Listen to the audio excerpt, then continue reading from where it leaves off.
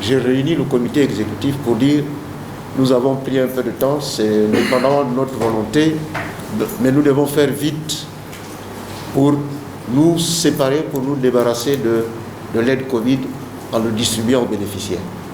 Nous avons tenu, je suis resté, après un voyage de 4 heures, je suis venu passer le reste de la journée ici au siège pour traiter ce dossier.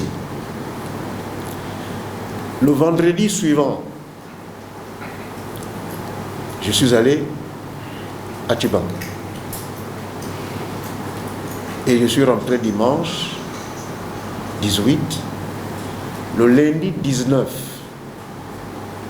nous sommes le lundi 19 dans une réunion ici, toujours pour traiter de ce dossier. Et quand je repars dans mon bureau, la secrétaire vient me dire que vous avez 2 invités, vous avez 2 personnes qui veulent vous voir. Il s'agit de M. Ibanega et M. Stéphane Nguema. Je les reçois sans rendez-vous, je les reçois. C'est la maison du foot, c'est des footballeurs. Je les reçois, c'est pour me dire, Monsieur le Président, vous savez, moi, nous subissons la pression des joueurs. Les joueurs viennent nous mettre la pression au siège. Ils veulent l'argent, il faut que vous leur distribuez leur argent, l'argent est là, etc. Je lui ai rappelé ce que nous nous étions dit à la réunion du 19, que effectivement les fonds Covid-19 devaient être distribués après le match de l'Angola, et je lui ai rappelé à lui, puisqu'il m'avait fait un message pendant que j'étais en Rwanda, je lui ai rappelé à lui qu'il savait lui que j'étais resté en quarantaine à Luanda et que j'étais rentré le 14. Alors, les joueurs étaient dehors, une fois de plus, plein de joueurs. Comme ils étaient nombreux, je ne pouvais pas les recevoir en salle. Je leur ai demandé de m'attendre à l'extérieur.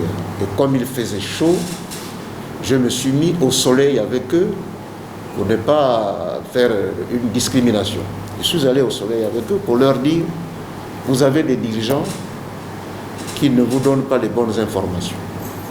Parce que le 19 mars, nous leur avons dit, et certains d'entre vous étaient dans cette réunion, que les fonds Covid-19 devaient vous être distribués après le match de Luanda.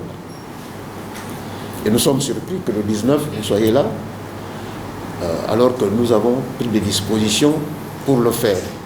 Et nous avons demandé aux joueurs qui étaient là le 19 et à M. Ibanega d'aller consulter le site de la Fédération gabonaise de football, parce que l'information était sur le site qui indiquait que les fonds Covid-19 devaient être distribués jeudi aujourd'hui, jeudi 22.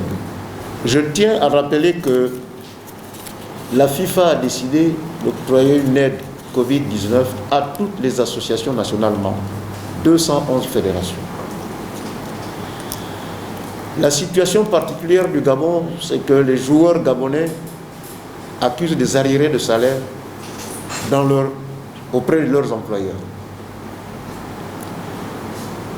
L'aide Covid est destinée à la Fédération gabonaise de football, pour le cas du Gabon. Et nous avons réfléchi en commun pour dire: les joueurs ne jouent plus, ils n'ont pas de salaire et ils accusent des arriérés de salaire. Pensons à alléger ces arriérés de salaire.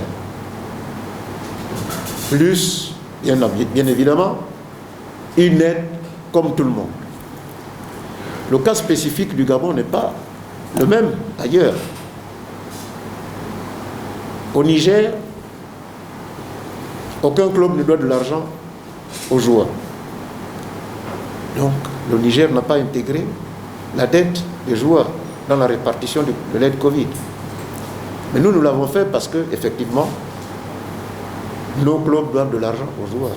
La première tranche, je disais, nous l'avons entièrement libérée aux partenaires, donc aux acteurs du football. Et pour la deuxième tranche, nous avons d'abord étendu le champ de distribution pour intégrer d'autres acteurs majeurs du football qui sont en activité ou pas, et d'autres qui sont en difficulté. Il y a quelques mois, au niveau de la fédération, nous avons d'abord protégé notre logo. Le logo de la fédération aujourd'hui est protégé. Et après l'avoir protégé, nous avons fait une descente sur le terrain pour récupérer tous les maillots contrefaits qui existaient dans les boutiques et au marché. Et nous les avons fait brûler. En le faisant, nous avons privé au public national la possibilité d'obtenir un maillot de l'équipe nationale. C'est pour cette raison que nous avons pensé construire la boutique de la FEGAFOOT et qui sera alimentée par notre partenaire Kappa pour que les Gabonais viennent acheter le maillot, l'écharpe et tout ce qu'ils pourront acheter de l'équipe nationale. Maintenant, nous avons défini un montant qui ira à la construction de cette boutique et le reliquat sera distribué aux partenaires. Nous avons des anciens arbitres internationaux de grande valeur qui ont défendu les couleurs de notre pays, qui certains sont en difficulté sur le plan de la santé. Nous avons intégré M. Jean-Fidèle Diramba. Nous avons intégré M. Mbambe Itanda Ignace, pour ceux qui le connaissent. Il est à Lambaréné et il est aussi en difficulté sur le plan de la santé. Nous avons un arbitre en activité, Montel Moussunda, qui a pété son tendon d'Achille au Maroc. Nous devons le soutenir. Nous avons également pensé aux joueurs, aux anciens joueurs. Marcolino César, le père, Mabouja, est dans un état de santé précaire. Nous avons pensé à lui. Nous avons pensé à Lipopo. Nous avons pensé à Jules Agba. Nous avons pensé à Young Johnny, des anciens footballeurs de ce pays. Nous avons des joueurs qui se sont blessés en équipe nationale. Tanji Gora s'est blessé en équipe nationale. La Fédération gabonaise de football avait commencé à le soutenir sur le plan financier. Et nous avons transféré le dossier au ministère de la Jeunesse et des Sports parce qu'il s'était blessé en plein match de l'équipe nationale au Maroc. Le ministère n'a pas suivi le dossier. Tanji Gora s'est débrouillé à se soigner par lui-même. Nous avons pensé à Tanji Gora. Dernièrement, Eban Abesolo. Eban Abesolo a joué certains matchs de l'équipe nationale dans les éliminatoires de la CAN. Eban Abesolo est sans club et il s'est blessé gravement. Eban Abesolo m'a envoyé des photos de sa blessure et les coordonnées du cabinet qui le suit. Nous avons fait un virement au cabinet. J'étais en Angola quand il m'a envoyé l'information, les photos et autres, et j'ai communiqué avec son responsable médical pour lui dire traitez le joueur, je prends l'engagement de payer, envoyez-moi les factures, envoyez-moi vos coordonnées bancaires, je suis hors du Gabon et dès que j'arrive à Libreville, je déclenche le virement. Et Banabeso est en train de se soigner normalement. Nous avons d'autres acteurs. Ava Roger, tout le monde sait qu'Ava Roger, il m'a encore appelé hier soir, ce matin il doit aller à l'hôpital. Peut-être qu'il sera interné à l'hôpital. Et Ava Roger est en difficulté. Six Moulouma est en difficulté. Donc tous ces gens-là doivent recevoir quelque chose de cette aide Covid-19 pour leur permettre, c'est vrai que ce que nous souhaitons, c'est qu'ils recouvrent leur santé, mais c'est une aide, c'est un appoint que la Fédération gabonaise de football a pensé leur apporter pour leurs soins.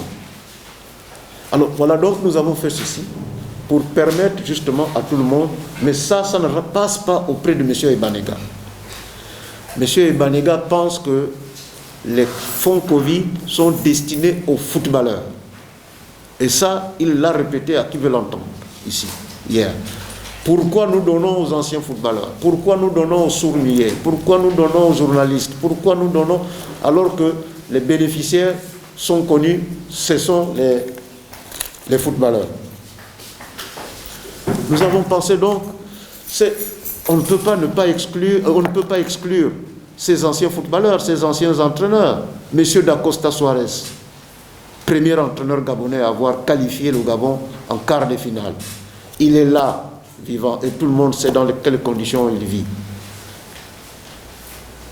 Ça ne va pas changer sa vie, mais il faudrait que M. Dacosta aussi soit associé à ça. Ziroger